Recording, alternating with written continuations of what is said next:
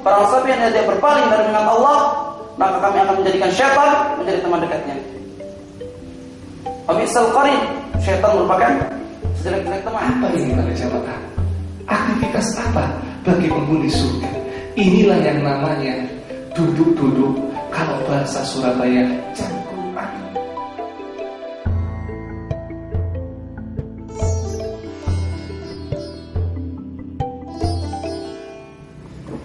Assalamualaikum warahmatullahi wabarakatuh. Innal hamdalillah nahmaduhu wa nasta'inuhu wa nastaghfiruh wa na'udzu billahi min shururi anfusina wa sayyiati a'malina.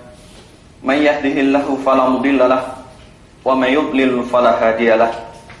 Wa asyhadu an la ilaha illallah wahdahu la syarika lah wa asyhadu anna Muhammadan abduhu wa rasuluhu la nabiyya ba'dah.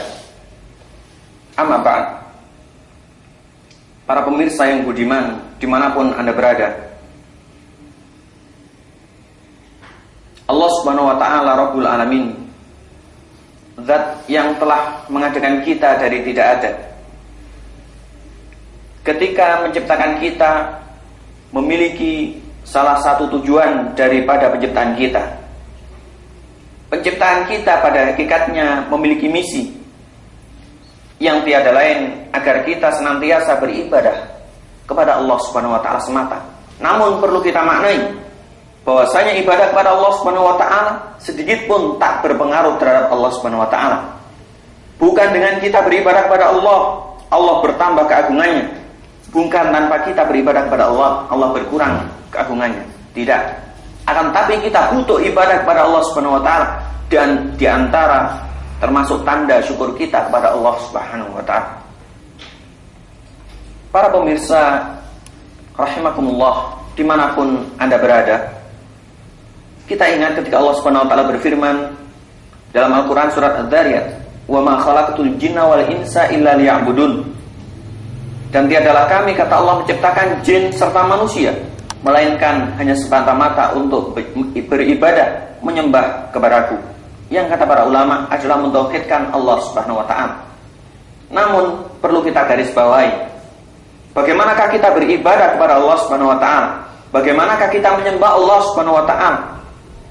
Karena fenomena yang merebak di kalangan kaum muslimin pada umumnya menjangkiti mereka semua, yaitu salah satu virus, yang mana virus tersebut mirip dengan virus yang ada pada orang Nasrani, yaitu gemar melakukan sesuatu namun tak seperti kemauan yang memerintahkannya. Ketika Allah Subhanahu wa ta'ala menginginkan kita untuk senantiasa beribadah atau mentauhidkannya, Allah Subhanahu wa ta'ala memberikan pedoman, yaitu kepada Rasulullah SAW. Di dalam salah satu ajaran Islam sangat tenar atau populer sekali, ulama memberikan salah satu kaidah, di antaranya dalam kitab sahihnya Al-Imam Al-Bukhari rahimallahu ta'ala memberikan satu bab khusus dalam kitab sahihnya.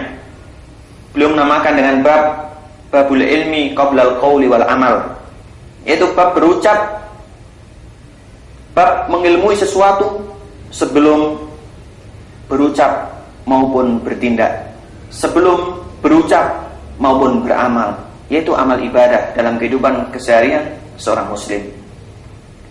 Beliau membawakan salah satu firman Allah Subhanahu wa ta'ala dalam Al-Quran, yaitu dalam surat Muhammad, fa'lam annahu la ilaha illallah wastaghfir li dzambik.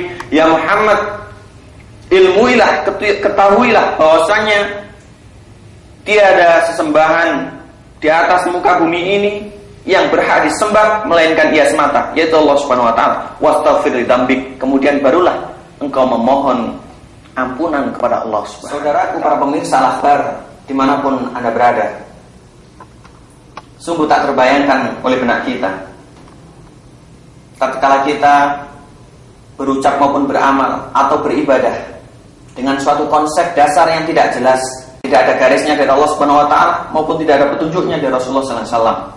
Jangankan dalam perkara ibadah, dalam perkara dunia. Kita ambil contoh, misalkan seseorang bekerja dalam suatu lembaga, suatu instansi tertentu namun tanpa perintah atau komando yang memiliki instansi tersebut, apakah ujungnya? Takkan pernah ia diberikan jasa sebagai bentuk balasan terhadap jerih payahnya, atau bahkan dia dituntut, atau bahkan dikeluarkan, bahkan tak bisa terbayangkan.